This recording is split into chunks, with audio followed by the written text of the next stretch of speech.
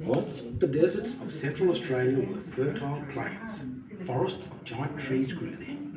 Rivers, lakes, and lagoons were thickly fringed with waving reeds. The sky was covered by clouds so dense that they appeared solid. The air that is now filled with blinding salt-laden dust was washed by soft, cooling rains. This land supported luxurious vegetation, which spread from lake shores to far across the plains. The trunks of lofty gum trees held up the distant sky with their interlacing branches and foliage. In the skyland lived the monster called Kurumukura. The fresh smell of green plants on earth often arose to the skyland, tempting the Kurumukura. Once, when the monsters had climbed down The and were forests quiet and gave way feeding to on the earth, woodlands and three gum trees shrublands, which were the pillars of the sky fell down.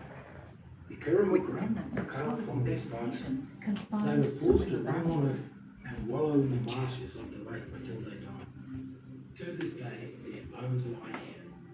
The sky became one continuous The hole region called around Kurumukura, Lake Eyre which means developed great into a hole. vast freshwater lake, teeming with fish, crocodiles, and bird life.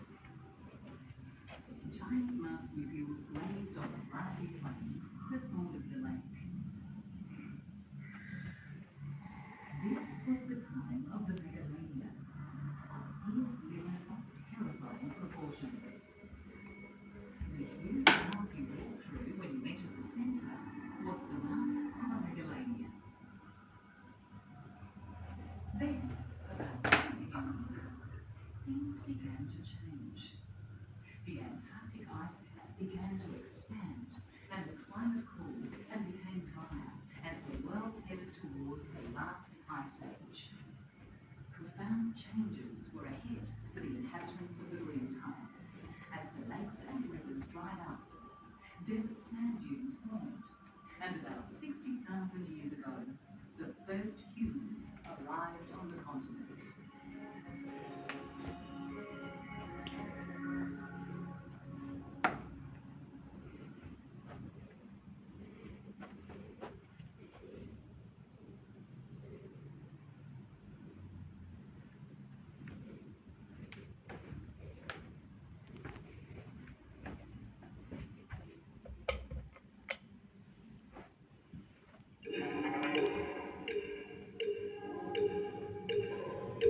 Rirrawonka the Moon Man had two nephews. He called them Yakarabo, and they called him Ngamara. And Ngamara is an uncle on the mother's side. It's his responsibility to make sure young boys learn and obey the law. But these two boys were sick of Ngamara telling them they couldn't do this, and they couldn't eat that, even when the boys were the ones who caught the meat. One day when they were walking with Ngamara along a gum creek, the boys said, Ngamara, there's a lot of big witcheries in this tree here. Get some out for us. Okay, Yakarapa, he said. I'll get them. Ngamara made some steps in the gum tree and climbed up. He climbed out along the branch of the tree, pulling out witcheries as he went. The two boys were down below, eating the grubs as he threw them down. Every time they sucked one, they drew in the air. They blew it out again. This made the gum tree grow higher and higher. Meanwhile, Mum was looking at the trees.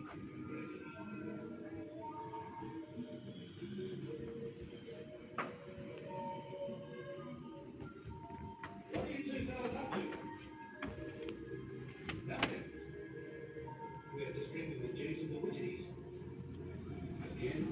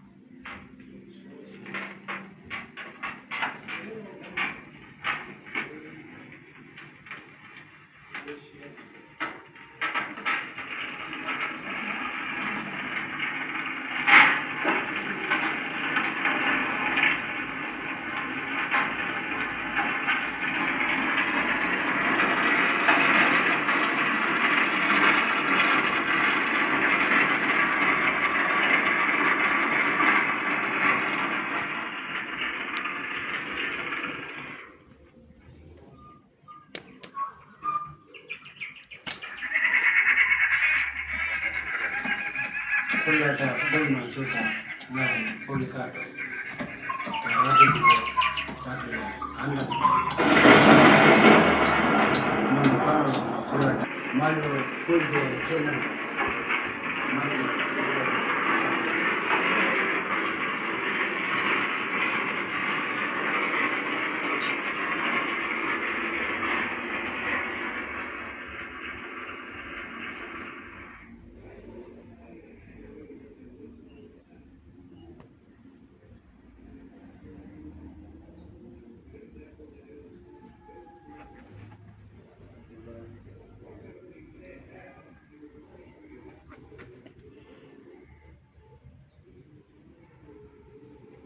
Palo Kojo Baya Kojo Pildi Lanin Chidami Najan Pai Mokol Bar Karbi Kola Takanya Barai Mayo Waka Nino Nino Kola Tawiya Nina Nino Ewe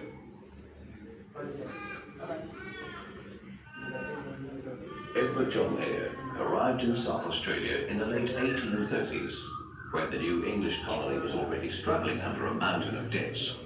There were strong hopes that the vast, unexplored hinterland would support great numbers of sheep and cattle, which might then be overlaid to the markets of Western Australia. Eyre set out in search of these hopeful European visions.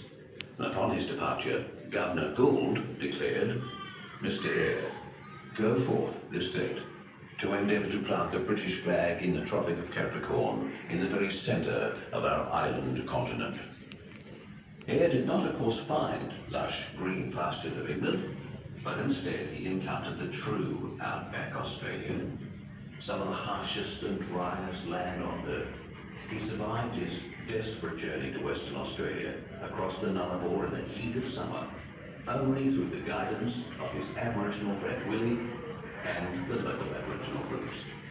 The hard lessons of Eyre's exploration began the fragmentation of the fantastic region many Europeans held of Australia's vast interior. For many years, Charles Sturt was gripped with the obsession to discover an inland sea in the centre of Australia. At the time, it didn't seem possible to Europeans that arid plains could cover all of the interior. Having declared, "I have a kind of presentiment that I shall unfold the interior to the world," Sturt and 16 men, including young John and Bill Stewart, set out in 1844 on a heavily equipped expedition to Centre, even a boat was dragged along. The expedition spent 16 arduous months trying to evacuate the Centre. It worked. I have done nothing but toil through a desert that I believe is unequal in the world. I found more that he simply stood.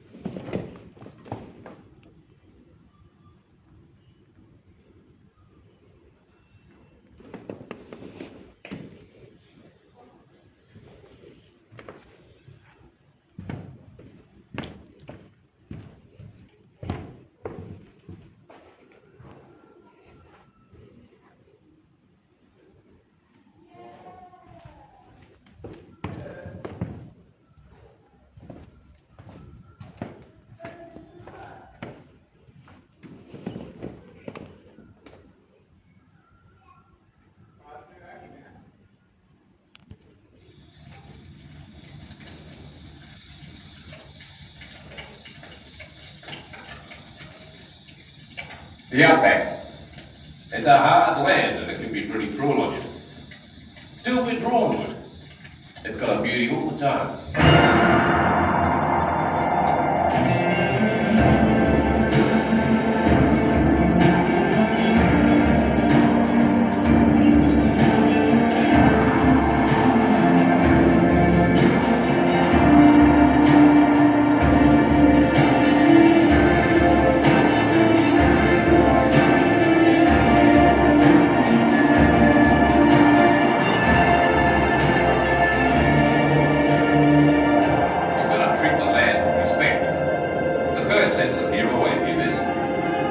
They lived with the land for thousands of years. They were part of it. They knew. If you fight the land, you'll lose. But if you work with the land, it'll look after you.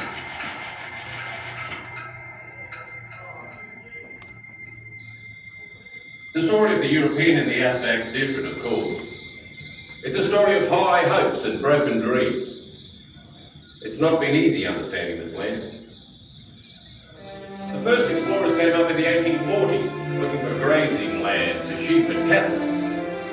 Their reports set off a great surge north as pastoralists followed them up country. They were exciting times. There was money to be made if you had the nerve and stamina. Men gambled all they had in the race for wealth in the new land. By the 1850s, 1860s, they'd moved right up into the Flinders. I've endured many hardships and have no better home than a back hobby. But that is the usual lot of any man seeking to make his fortune in Australia, expecting that the road to riches lies through sheep farming. I'll make my fortune too. Mark my words. There's a spot on the creek just over the Wadlatta plain. Place of the stone, the Aborigines called it, Cannock. One of the early runs took the name. Set up in 1851, Cannock became the biggest and best known property in the north.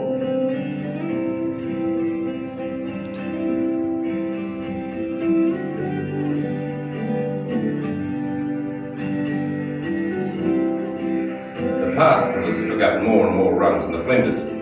Huge numbers of sheep roamed the range, eating the country bare. Even today there are still signs of the old shepherd's huts.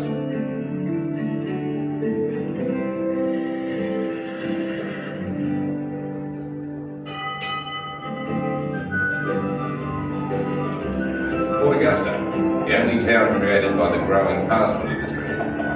It was surveyed as a pastoral port in 1854 to serve the push into the interior. Almost all the other early towns were caused by something else, something quite different.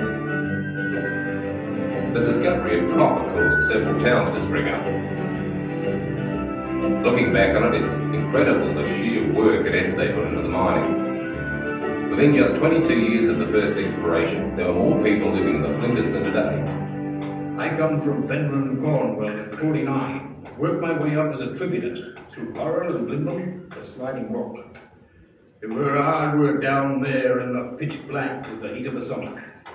Us even had to buy our own candles. Small wonder we ate our crib in the dark. It were wet in the shaft too, more often than not. I lost a mate to a cave in.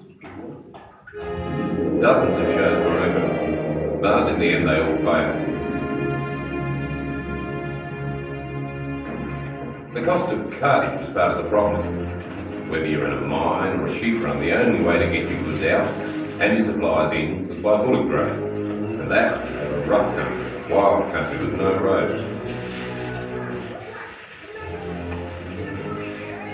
Travel was slow.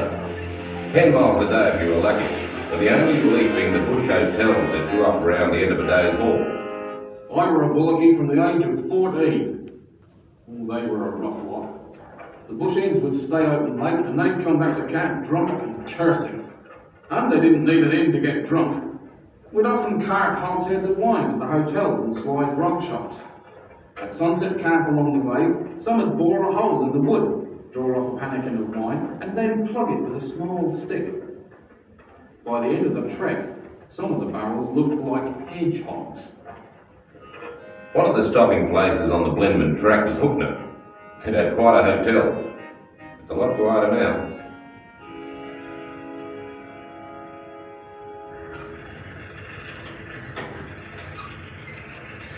Early on they even tried to mechanise the transportation. The mining company brought 3 steam traction engines out from England to drag the ore down to Port Augusta. But the monsters kept getting stuck in the sand. They had to give up on the idea. Never seen the grins on the bulky faces. They didn't last for long though.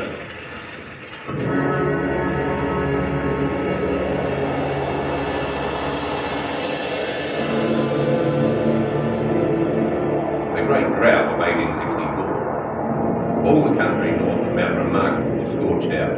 Pastures were ruined, copper mines closed, everyone just pulled back south. But even the Great Drought couldn't last forever.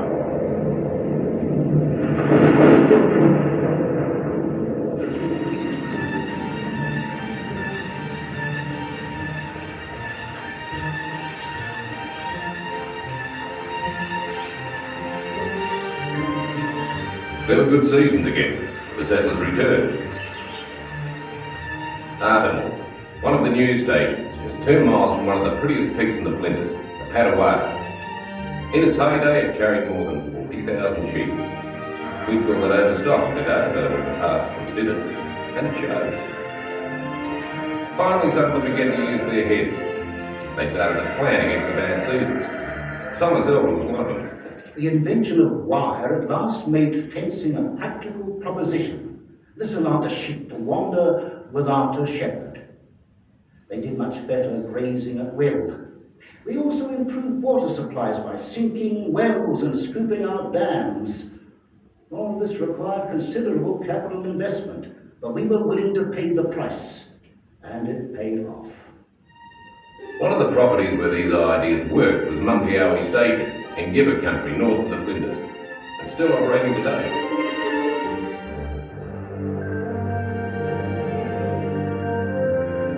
The overland telegraph, crossing the entire continent from Adelaide to Darwin along the route explored by Stewart. Almost as soon as the poles were up, men were taking out runs right up to the Northern Territory.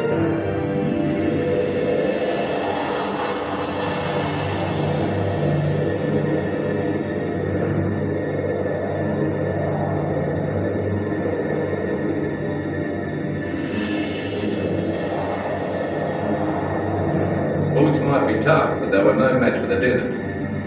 Once past the Flinders, the settlers had to find new ways of transporting the wool and supplies. I'd observed the use of camels by McKinley during his search for Burke and Wills. They were ungainly and ill-tempered creatures, but they suited the country. I imported 122 camels from Karachi, together with a number of camel drivers, and set up a camel breeding station at Belkana. Some of the camel drivers stayed on. They were always called Afghans, and the name stuck, though they all came from India. Soon camel trains were part of the Outback scene, moving goods to and from the outlying runs. Even further out, up in the Channel country in southwestern Queensland, men with an eye to the main chance were already putting in cattle. They were so far from the Queensland markets that the stock had to be brought to market in Adelaide down the Birdsville track to the railhead at Maree. Huge mobs of cattle they were, moving down the stock route between the deserts. Yeah. Even in the desert there was water, if you knew where to find it. Cordillo Down Station, up in the northeastern corner of the state, is as far from anywhere as you can get. They used buttresses and curved iron to save on roof beams. There isn't too much timber in the stony desert. It took the Afghans 3 grueling weeks to take the Cordillo wool cliff south to the railway.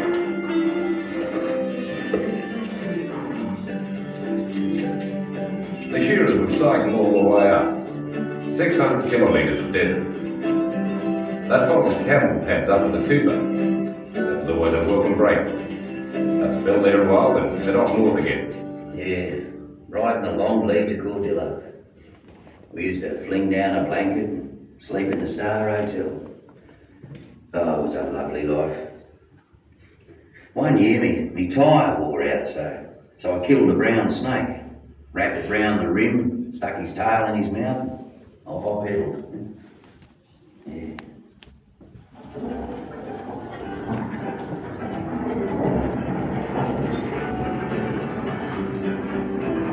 magnificent seasons of the late 1860s started a whole new wave of settlement further south.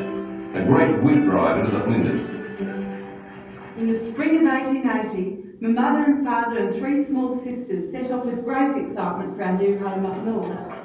We had 2 large German wagons, each with a team of 6 horses, and loaded with farm machinery and all our worldly possessions.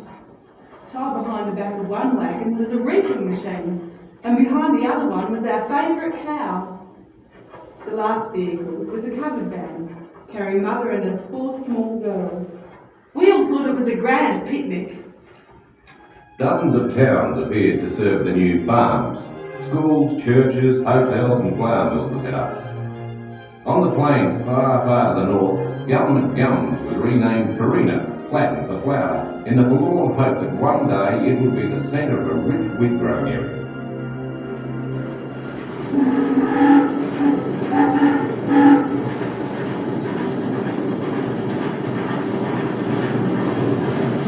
From the late 1870s, the railway began to snake north from Port Augusta through the pitchy-ritchy path to farms in copper mining areas.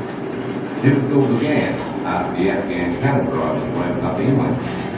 By 1884, it reached right up to Marine, with Governor Jur's was predicting it would on through the dark. But disaster was just around the corner. Drought struck again. It was the end of the dream for the farmers, their families, and the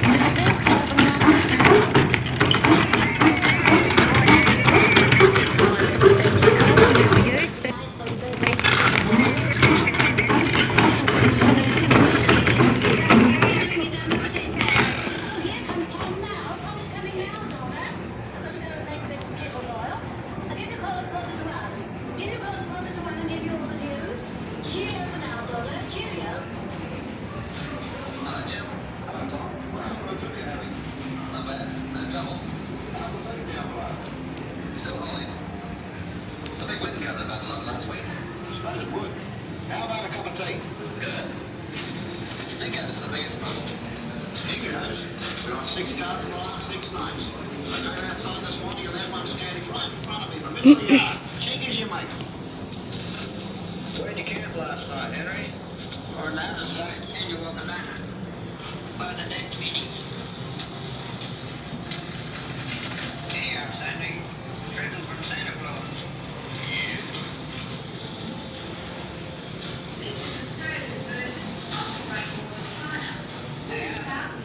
Including the cheese box. You'll be waiting.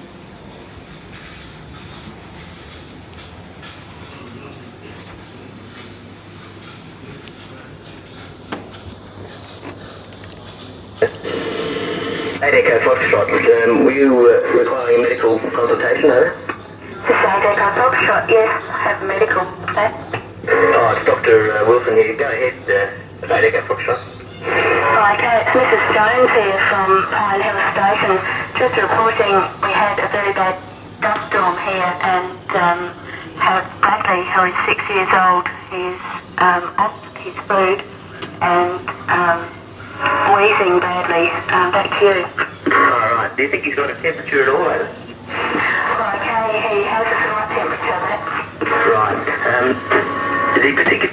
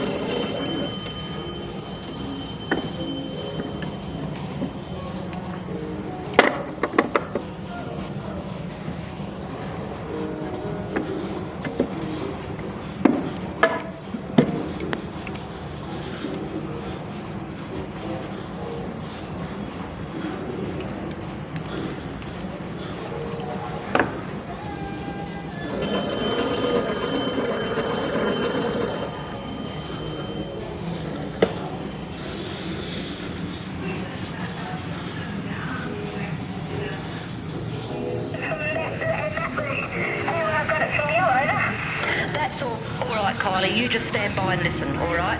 Now let me see. Someone, look, you could.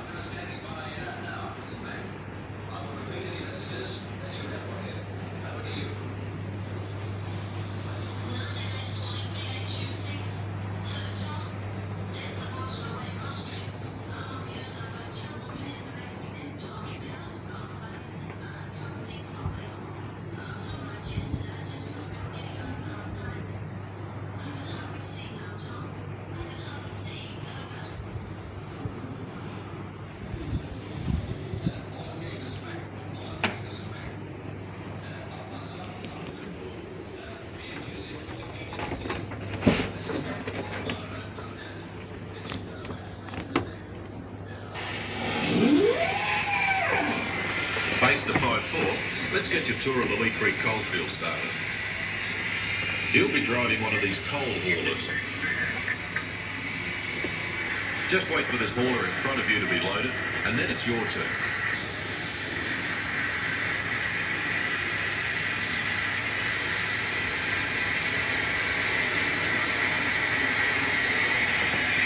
That dozer over there is pushing loose coal towards the loading shovel.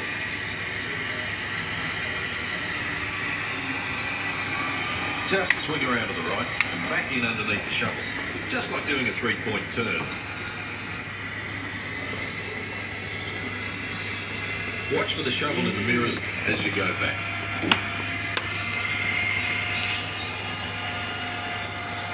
Okay, that's good.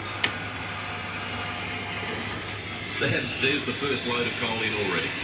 Just over there you can see one of the overburden boards. The overburden is the rotten soil that's on top of the coal. In order to get 1 tonne of coal, we have to shift 6 tonnes of overburden.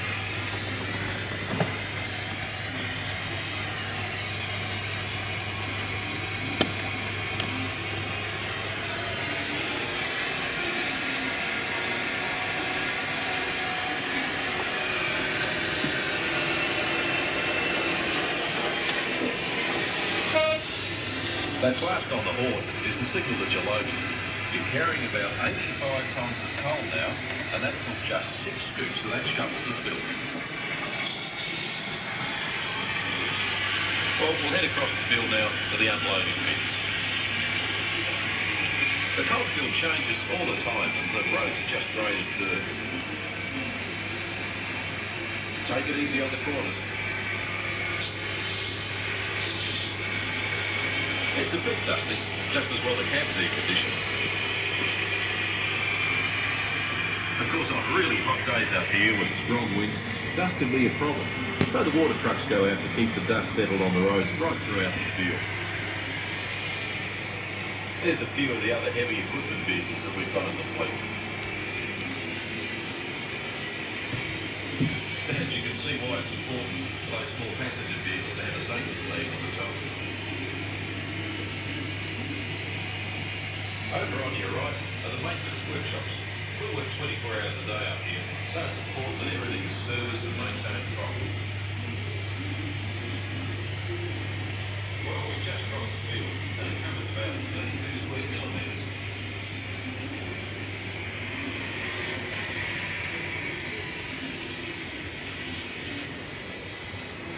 Our trip across the goldfield finishes here, at the crushing and storage area.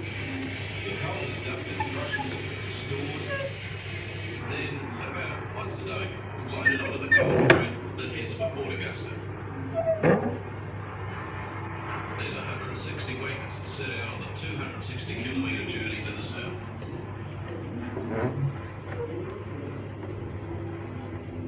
And here's its final destination, the Northern Power Station, where about 40% of South Australia's electricity is produced.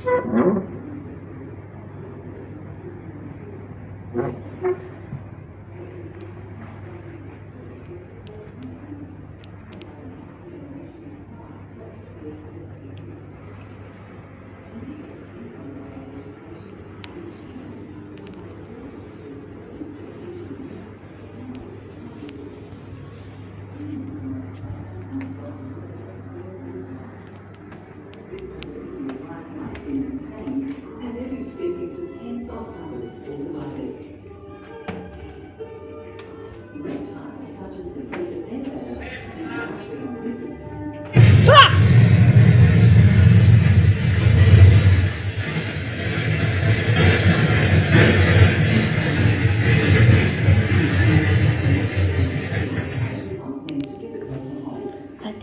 Many animals are nomadic.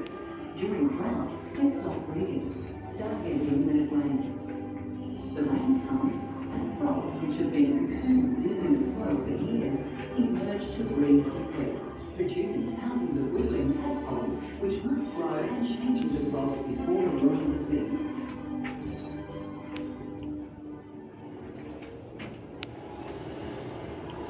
The desert is a harsh landscape with little forgiveness for the slow or weak.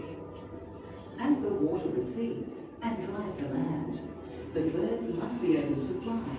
The frogs must dig into their cocoon chambers, and the eggs of the aquatic animals must be laid. A legacy must be left for the next generation and the continued survival of the species. The season turns, the ground becomes parched, the vegetation shrivels, and the desert cycle begins again.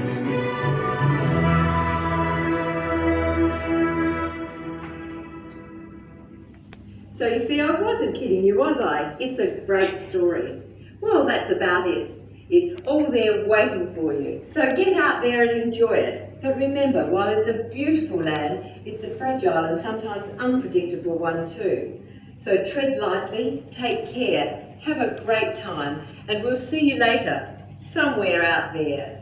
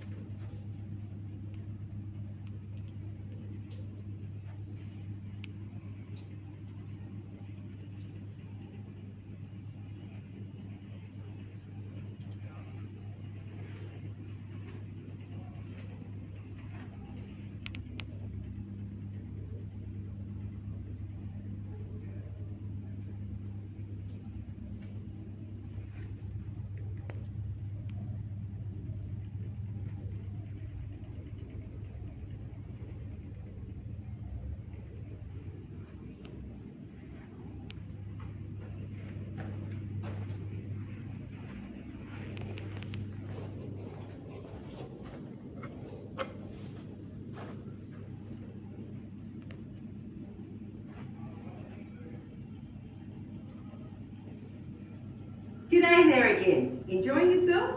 Knew you would. You know, when it rains out here, and it doesn't rain very often, fantastic things happen. Have a look at this.